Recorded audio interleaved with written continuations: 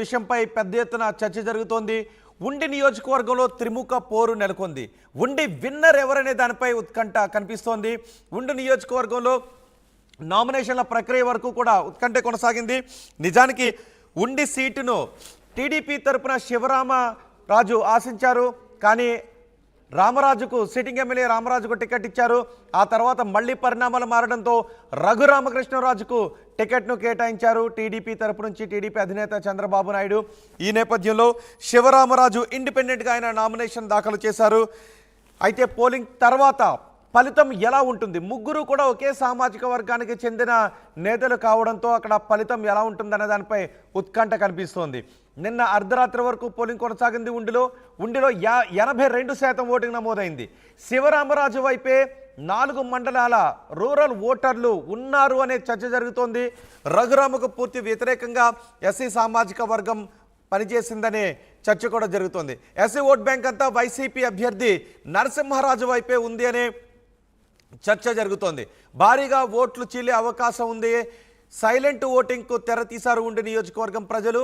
ముగ్గురు అభ్యర్థులు క్షత్రియ సామాజిక వర్గానికి చెందిన వారే కావడం, ఉండి కింగ్ ఎవరనే దానిపై ఇప్పుడు తీవ్ర ఉత్కంఠ కనిపిస్తోంది. రఘురామరాజు ఉండి నుంచి గెలుస్తారా? శివరామరాజు ఇండిపెండెంట్గా పోటీ చేశారు, రెబల్గా పోటీ చేశారు, ఆయన గెలుస్తారా?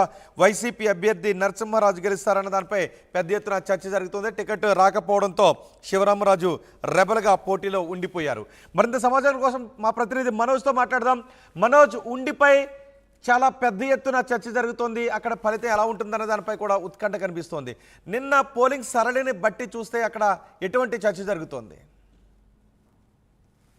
జిల్లా వ్యాప్తంగా కూడా ఇప్పుడు అన్ని నియోజకవర్గాల ప్రజలు ఉండి వైపు చూస్తున్నారు. ఎందుకంటే ఉండి నియోజకవర్గం ముందు నుంచి కూడా ట్విస్టుల మీద ట్విస్టులు నడిచిందనే చెప్పాలి. ఇటు టీడీపీకి సంబంధించి మొదట్లో టికెట్ రామరాజుకు, సిట్టింగ్ ఎమ్మెల్యే రామరాజు కేటాయించారు. ఆ తర్వాత కొన్ని పరిణామాలు బట్టి నర్సాపురం ఎంపీ రఘురామకృష్ణరాజు కేటాయించారు. వీరిద్దరూ సమన్వయం చేసుకుని ఇద్దరు కూడా ఎన్నికలకు వెళ్ళిన పరిస్థితి. ఇటు ఎవరైతే మాజీ ఎమ్మెల్యే, టీడీపీ మాజీ ఎమ్మెల్యే ఉన్నారో వేటుకూరి శివరామరాజు తనకు టికెట్ దక్కపోవడంతో స్వతంత్ర అభ్యర్థిగా కూడా బరిలోకి దిగారు. అయితే ఉండి నియోజకవర్గంలో త్రిముఖ పోరు నడిచింది. ఈ ముగ్గురు కూడా క్షత్రియ సామాజిక వర్గానికి చెందిన వారు. దాదాపుగా కూడా నిన్న ఓటింగ్ సరళి చూసుకుంటే ఎన్నడూ లేని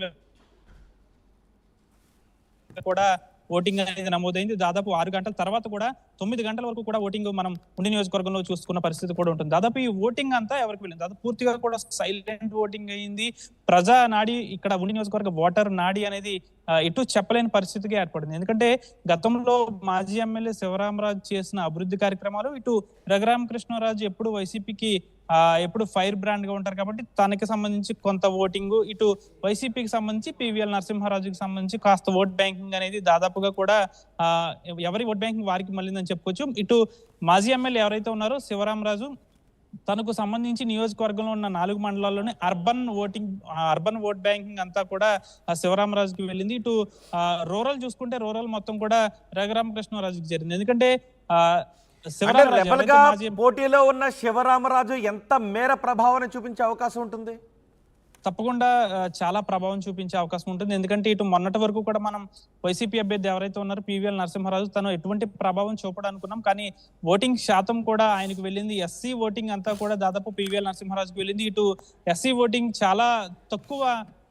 ఎవరైతే రఘురామకృష్ణరాజు ఉన్నారో తనకి పూర్తి స్థాయిలో కూడా ఎస్సీలు ఎవరు సహకరించలేదనే చెప్పాలి. ముఖ్యంగా చూసుకుంటే ఇటు విజయ అవకాశాలు చూసుకుంటే మాత్రం పివిఎల్ నరసింహరాజును ఒక వింత పక్కన పెట్టినప్పటికీ కూడా ఇటు విజయ అవకాశాలు పూర్తిగా కూడా ఇటు రఘురామకృష్ణరాజుకి శివరామరాజుకి వీరిద్దరి మధ్య ఉంది. దాదాపు రూరల్ ఓట్ బ్యాంకింగ్ అంతా కూడా శివరామరాజు వైపు వెళ్ళింది.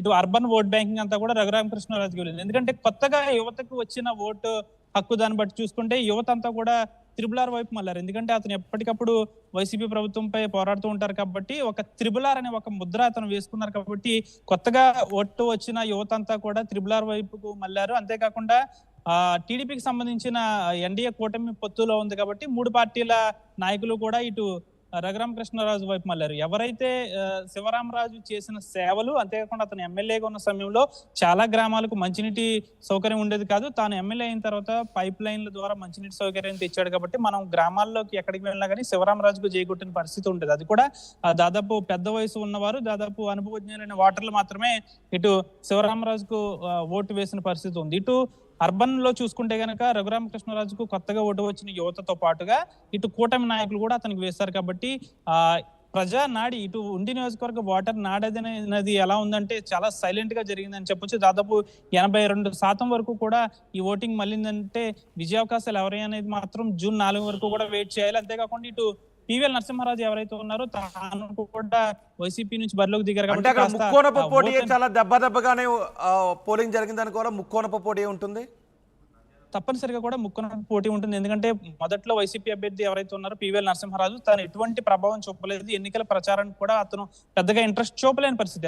అతను ఎక్కడ కూడా ప్రజల్లోకి కూడా వెళ్ళలేదు. కాకపోతే ఏంటంటే ఓట్లు చీలిపోయాయనే చెప్పొచ్చు. ఇటు శివరామరాజుకు రఘురామకృష్ణరాజుకు ఇటు ఎస్సీ ఓట్ బ్యాంకింగ్ అంతా కూడా పివిఎల్ నరసింహారాజు పడింది. అంతే దాదాపు 82% ఓటింగ్ నమోదైంది. కాబట్టి దాంట్లో ముగ్గురికి కూడా సగానికి సగం ఓట్లు చీలిపోయాయనే చెప్పాలి. కాబట్టి ముగ్గురులో ఎవరు విజయం సాధించినప్పటికీ కూడా మెజార్టీ అనేది చాలా తక్కువ వస్తుంది. ఇటు పివిఎల్ నరసింహారాజు కాస్త విజయావకాశాలు తక్కువగా ఉన్నప్పటికీ కూడా ఎక్కువగా పోటాపోటీగా నియోజకవర్గంలో మాత్రం శివరామరాజుకు రఘురామకృష్ణరాజుకు మాత్రమే ఓటింగ్ అనేది వెళ్ళిందని చెప్పొచ్చు. పూర్తి స్థాయిలో కూడా ఇద్దరి మధ్య పోటీ నడిచింది. Rohit. Right Manoj.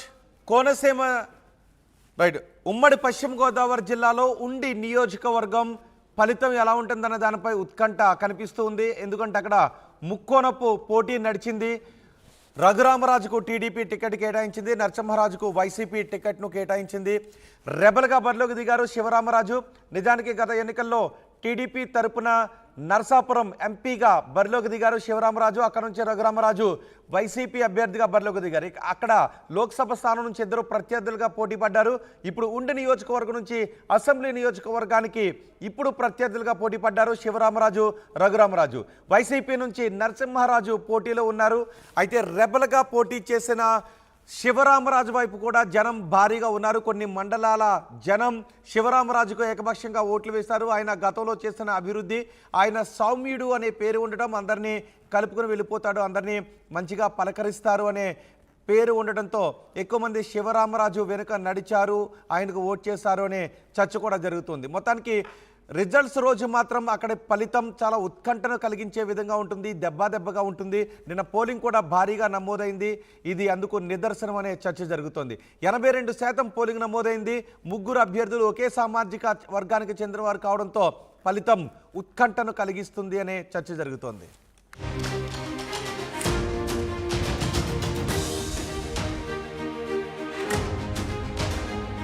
రామరాజుకు sitting MLA రామరాజుకు ticket ఇచ్చారు. ఆ తర్వాత మళ్లీ పరిణామాలు మారడంతో రఘురామకృష్ణరాజుకు టికెట్ను కేటాయించారు టీడీపీ తరపు నుంచి, టీడీపీ అధినేత చంద్రబాబు నాయుడు. ఈ నేపథ్యంలో శివరామరాజు ఇండిపెండెంట్గా ఆయన నామినేషన్ దాఖలు చేశారు. అయితే పోలింగ్ తర్వాత ఫలితం ఎలా ఉంటుంది? ముగ్గురు కూడా ఒకే సామాజిక వర్గానికి చెందిన నేతలు కావడంతో అక్కడ ఫలితం ఎలా ఉంటుందనే దానిపై ఉత్కంఠ కనిపిస్తోంది. నిన్న అర్ధరాత్రి వరకు పోలింగ్ కొనసాగింది. ఉండిలో 82% ఓటింగ్ నమోదైంది. శివరామరాజు వైపే 4 మండలాల రూరల్ ఓటర్లు ఉన్నారు అనే చర్చ జరుగుతోంది. రఘురామకు పూర్తి వ్యతిరేకంగా ఎస్సీ సామాజిక వర్గం పనిచేసిందనే చర్చ కూడా జరుగుతోంది. ఎస్సీ ఓట్ బ్యాంక్ అంతా వైసీపీ అభ్యర్థి నరసింహరాజు వైపే ఉంది అనే చర్చ జరుగుతోంది. భారీగా ఓట్లు చీలే అవకాశం ఉంది. సైలెంట్ ఓటింగ్కు తెర తీశారు ఉండి నియోజకవర్గం ప్రజలు. ముగ్గురు అభ్యర్థులు క్షత్రియ సామాజిక వర్గానికి చెందినవారే కావడం, ఉండి కింగ్ ఎవరనే దానిపై ఇప్పుడు తీవ్ర ఉత్కంఠ కనిపిస్తోంది. రఘురామరాజు ఉండి నుంచి గెలుస్తారా? శివరామరాజు ఇండిపెండెంట్గా పోటీ చేశారు, రెబల్గా పోటీ చేశారు, ఆయన గెలుస్తారా? వైసీపీ అభ్యర్థి నరసింహరాజు గెలుస్తారన్న దానిపై పెద్ద ఎత్తున చర్చ జరుగుతుంది. టికెట్ రాకపోవడంతో శివరామరాజు రెబల్గా పోటీలో ఉండిపోయారు. మరింత సమాచారం కోసం మా ప్రతినిధి మనోజ్తో మాట్లాడదాం. మనోజ్, ఉండిపై చాలా పెద్ద ఎత్తున చర్చ జరుగుతోంది. అక్కడ ఫలితం ఎలా ఉంటుందన్న దానిపై కూడా ఉత్కంఠ కనిపిస్తోంది. నిన్న పోలింగ్ సరళిని బట్టి చూస్తే అక్కడ ఎటువంటి చర్చ జరుగుతోంది? జిల్లా వ్యాప్తంగా కూడా ఇప్పుడు అన్ని నియోజకవర్గాల ప్రజలు ఉండి వైపు చూస్తున్నారు. ఎందుకంటే ఉండి నియోజకవర్గం ముందు నుంచి కూడా ట్విస్టుల మీద ట్విస్టులు నడిచిందనే చెప్పాలి. ఇటు టీడీపీకి సంబంధించి మొదట్లో టికెట్ రామరాజుకు, సిట్టింగ్ ఎమ్మెల్యే రామరాజు కేటాయించారు. ఆ తర్వాత కొన్ని పరిణామాలు బట్టి నరసాపురం ఎంపీ రఘురామకృష్ణరాజు కేటాయించారు. వీరిద్దరూ సమన్వయం చేసుకుని ఇద్దరు కూడా ఎన్నికలకు వెళ్ళిన పరిస్థితి. ఇటు ఎవరైతే మాజీ ఎమ్మెల్యే టీడీపీ మాజీ ఎమ్మెల్యే ఉన్నారో వేటుకూరి శివరామరాజు తనకు టికెట్ దక్కపోవడంతో స్వతంత్ర అభ్యర్థిగా కూడా బరిలోకి దిగారు. అయితే ఉండి నియోజకవర్గంలో త్రిముఖ పోరు నడిచింది. ఈ ముగ్గురు కూడా క్షత్రియ సామాజిక వర్గానికి చెందిన వారు. దాదాపుగా కూడా నిన్న ఓటింగ్ సరళి చూసుకుంటే ఎన్నడూ లేని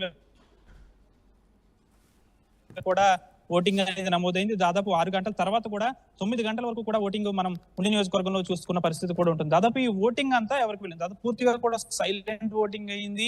ప్రజా నాడి ఇక్కడ ఉండి నియోజకవర్గ ఓటర్ నాడి అనేది ఎటు చెప్పలేని పరిస్థితిగా ఏర్పడింది. ఎందుకంటే గతంలో మాజీ ఎమ్మెల్యే శివరామరాజు చేసిన అభివృద్ధి కార్యక్రమాలు, ఇటు రఘురామకృష్ణరాజు ఎప్పుడు వైసీపీకి ఎప్పుడు ఫైర్ బ్రాండ్ గా ఉంటారు కాబట్టి తనకి సంబంధించి కొంత ఓటింగ్, ఇటు వైసీపీకి సంబంధించి పివిఎల్ నరసింహారాజుకి సంబంధించి కాస్త ఓట్ బ్యాంకింగ్ అనేది దాదాపుగా కూడా ఎవరి ఓట్ బ్యాంకింగ్ వారికి మళ్ళీందని చెప్పుకోవచ్చు. ఇటు మాజీ ఎమ్మెల్యే ఎవరైతే ఉన్నారో శివరామరాజు తనకు సంబంధించి నియోజకవర్గంలో ఉన్న 4 మండలాల్లోనే అర్బన్ ఓట్ బ్యాంకింగ్ అంతా కూడా శివరామరాజుకి వెళ్ళింది. ఇటు రూరల్ చూసుకుంటే రూరల్ మొత్తం కూడా రఘురామకృష్ణరాజుకి జరిగింది. ఎందుకంటే రెబల్ గా పోటీలో ఉన్న శివరామరాజు ఎంత మేర ప్రభావాన్ని చూపించే అవకాశం ఉంటుంది? తప్పకుండా చాలా ప్రభావం చూపించే అవకాశం ఉంటుంది. ఎందుకంటే ఇటు మొన్నటి వరకు కూడా మనం వైసీపీ అభ్యర్థి ఎవరైతే ఉన్నారో పివిఎల్ నరసింహారాజు తను ఎటువంటి ప్రభావం చూపడానుకున్నాం, కానీ ఓటింగ్ శాతం కూడా ఆయనకు వెళ్ళింది. ఎస్సీ ఓటింగ్ అంతా కూడా దాదాపు పివిఎల్ నరసింహారాజుకి వెళ్ళింది. ఇటు ఎస్సీ ఓటింగ్ చాలా తక్కువ. ఎవరైతే రఘురామకృష్ణరాజు ఉన్నారో తనకి పూర్తి స్థాయిలో కూడా ఎస్సీలు ఎవరు సహకరించలేదనే చెప్పాలి. ముఖ్యంగా చూసుకుంటే ఇటు విజయ అవకాశాలు చూసుకుంటే మాత్రం పివిఎల్ నరసింహారాజును ఒక వింత పక్కన పెట్టినప్పటికీ కూడా ఇటు విజయ అవకాశాలు పూర్తిగా కూడా ఇటు రఘురామకృష్ణరాజుకి శివరామరాజుకి వీరిద్దరి మధ్య ఉంది. దాదాపు రూరల్ ఓట్ బ్యాంకింగ్ అంతా కూడా శివరామరాజు వైపు వెళ్ళింది. ఇటు అర్బన్